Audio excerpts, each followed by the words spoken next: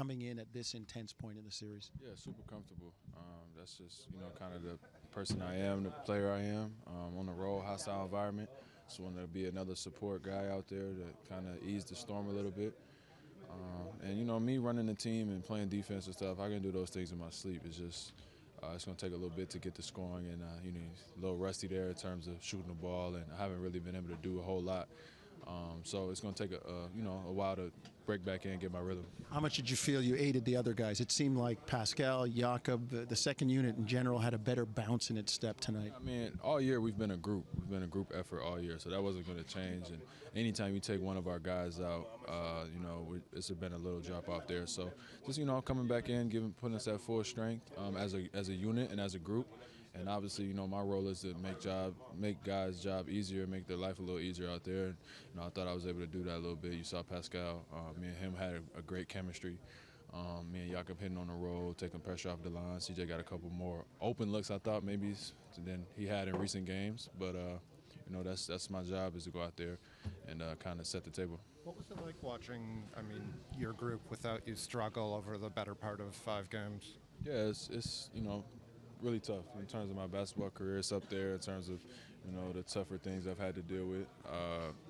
One of those nagging things. Norman Powell wants a shout out, so I put that in there. But it's been really tough to not just, I'm a warrior, man, and not being able to be out there and go to war with the guys it's been a tough 2 weeks, but you got to stay mentally tough and stay locked in so that when you get plugged back in, you can be ready to go. Were you able to notice anything when you're sitting out? Obviously, you're viewing it from a different perspective. Was there something you were able to bring to the table tonight, having spectated? Yeah, there's a lot of things. I just think that obviously the turnovers, and obviously being a point guard, I could control that a little bit.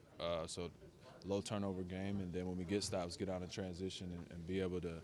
They're so good in transition, but we got to be one of those dangerous teams in transition too. And I thought we were able to get a couple runouts there, a couple lobs, a couple open threes, and that was just one thing I wanted to bring to the game is my speed. And pace and energy to the game, and try to put my imprints on it. Fred, when you went out for game 2 and you went out for 3 minutes, what wasn't right? I mean, did you feel good going in? And when you were out there, was that Dwayne's decision? I mean, what was it in game 2 that just didn't feel right? Yeah, I'll try to give you the timeline in as least amount of words as possible. But I got hurt in the Miami game.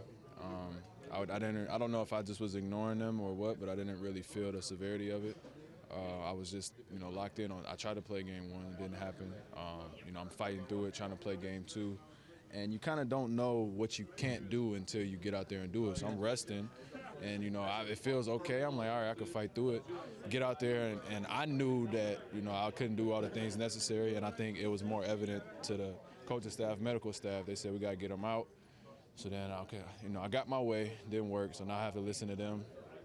And so that's where the longer stretch of rest came from, and just trying to work back to, but I'm still back probably a little bit, before I maybe should be. But, I'm done watching. It's time to get out there and go to war.